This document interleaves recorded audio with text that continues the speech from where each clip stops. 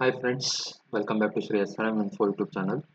ಇವತ್ತಿನ ವಿಡಿಯೋದಲ್ಲಿ ಒಂದು ಗೌರ್ಮೆಂಟ್ ನೋಟಿಫಿಕೇಶನ್ ಪ್ರಕಾರ ಜಾಬ್ ವೇಕೆನ್ಸೀಸ್ ತಿಳಿಸ್ಕೊಡ್ತಾ ಹೋಗ್ತೀನಿ. ಸೊ ಗೌರ್ಮೆಂಟ್ ಆಫ್ ಕರ್ನಾಟಕದಿಂದ ಒಂದು ನೋಟಿಫಿಕೇಶನ್ ಬಿಟ್ಟಿದ್ದಾರೆ. ಸೊ ಯಾರೆಲ್ಲ PhD ಕಂಪ್ಲೀಟ್ ಆಗಿದೆಯೋ, ಯಾರೆಲ್ಲ PhD ಕಂಪ್ಲೀಟ್ ಆದವರಿಗೆ ಜಾಬ್ ಗೌರ್ಮೆಂಟ್ ಜಾಬ್ ಮಾಡಬೇಕಂತ ಇಂಟ್ರೆಸ್ಟ್ ಇದೆಯೋ ಅವರಿಗೆ ಒಂದು ಇನ್ಫಾರ್ಮೇಷನ್ ಯೂಸ್ಫುಲ್ ಆಗ್ಬೋದು ಅಂದ್ಕೊಂಡಿದ್ದೀನಿ. Karnataka state remote sensing application centre ಅವರು ಒಂದು ನೋಟಿಫಿಕೇಶನ್ ಬಿಟ್ಟಿದ್ದಾರೆ. So job vacancies for vice principal ಒಂದಿದೆ. ಸೊ ಅದಕ್ಕೆ ಬೇಕಾಗಿರೋ experience PhD with 15 year teaching experience ಬೇಕು. ಆಮೇಲೆ ಒಂದು ಸೆಕೆಂಡ್ ಕ್ಯಾಡರ್ ಅಂದರೆ assistant professor, number of vacancies 2 ಇದೆ. ಸೊ ಅದಕ್ಕೆ PhD with 8 year of teaching experience ಇರಬೇಕು. ಸೊ ಈ ವೆಬ್ಸೈಟಲ್ಲಿ ಸೊ ಡೀಟೇಲ್ ಆಗಿ ಜಾಬ್ ವೇಕೆನ್ಸೀಸ್ ಬಗ್ಗೆ ಇದೆ. ಆ ವೆಬ್ಸೈಟ್ ಯಾವ ರೀತಿ ಓಪನ್ ಮಾಡೋದನ್ನು ನಿಮಗೆ ತಿಳಿಸ್ಕೊಡ್ತಾ ಹೋಗ್ತೀನಿ. ಸೊ ನೀವು ಗೂಗಲಿಗೆ ಹೋಗಿ so Karnataka state remote sensing application centre ಅಂತ ಹೊಡೆದ್ರೆ ಈ ರೀತಿ ಒಂದು ವೆಬ್ ಪೋರ್ಟಲ್ ಓಪನ್ ಆಗುತ್ತೆ. ಸೊ ಈ ವೆಬ್ ಪೋರ್ಟಲಲ್ಲಿ ನೀವು ಜಸ್ಟ್ ಇಲ್ಲಿ ಕರಿಯರ್ಸ್ ಮೇಲೆ ಕ್ಲಿಕ್ ಮಾಡಿ. ಸೊ ಕರಿಯರ್ಸ್ ಮೇಲೆ ಕ್ಲಿಕ್ ಮಾಡಿದರೆ ನಿಮಗೊಂದು ಡೀಟೇಲ್ ಇನ್ಫಾರ್ಮೇಷನ್ ಲೋಗೋ ಓಪನ್ ಆಗ್ತಾ ಹೋಗುತ್ತೆ.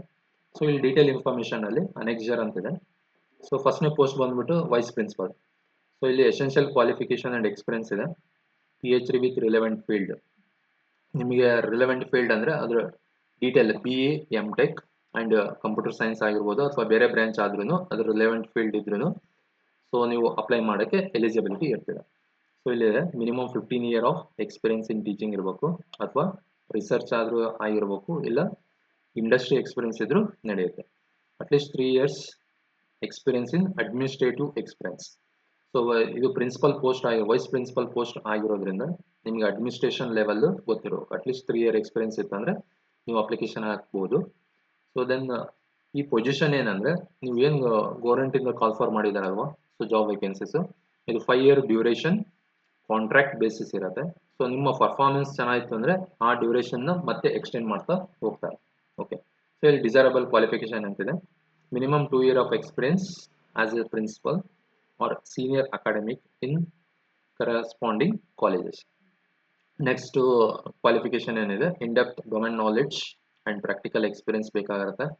ಸೊ ಯಾವುದ್ರ ಬಗ್ಗೆ ಎಕ್ಸ್ಪೀರಿಯನ್ಸ್ ಬೇಕಂದರೆ remote sensing and geographic information. So ಈ ಟಾಪಿಕ್ ಅಥವಾ ಈ ಇನ್ಫಾರ್ಮೇಷನ್ ಬಗ್ಗೆ ನಿಮಗೆ ಡೀಟೇಲ್ಡ್ ಇನ್ ಡೆಪ್ತ್ ನಾಲೆಡ್ಜು ಬೇಕಾಗುತ್ತೆ. So next demonstration experience of human resource development HRD so ಬಗ್ಗೆ ಮಾಹಿತಿನೂ ನಿಮಗೆ ಗೊತ್ತಿರಬೇಕಾಗತ್ತೆ. ಅದ್ರ ಜೊತೆಗೆ so professional training program.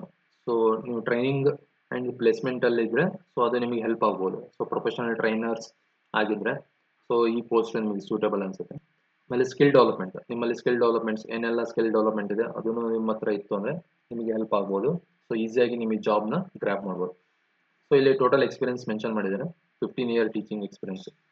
So next ಇಲ್ಲಿ ಟೆನ್ಷರ್ ಅಂತ ಅಂದರೆ contract basis. So duration 5 years ಇರುತ್ತೆ.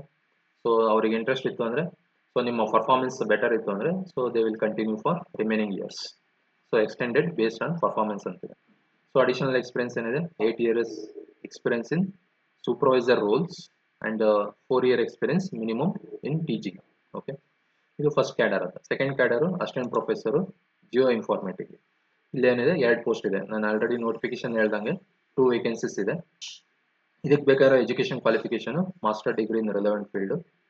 So second criteria is first class with equivalent of one of the degree, BTech, ME/MTech. Total 8 year experience including 4 year teaching. So 4 year teaching, remaining 4 year ನಿಮಗೆ industry experience ಇತ್ತು ಅಂದರೆ ಆ experience count ಆಗುತ್ತೆ.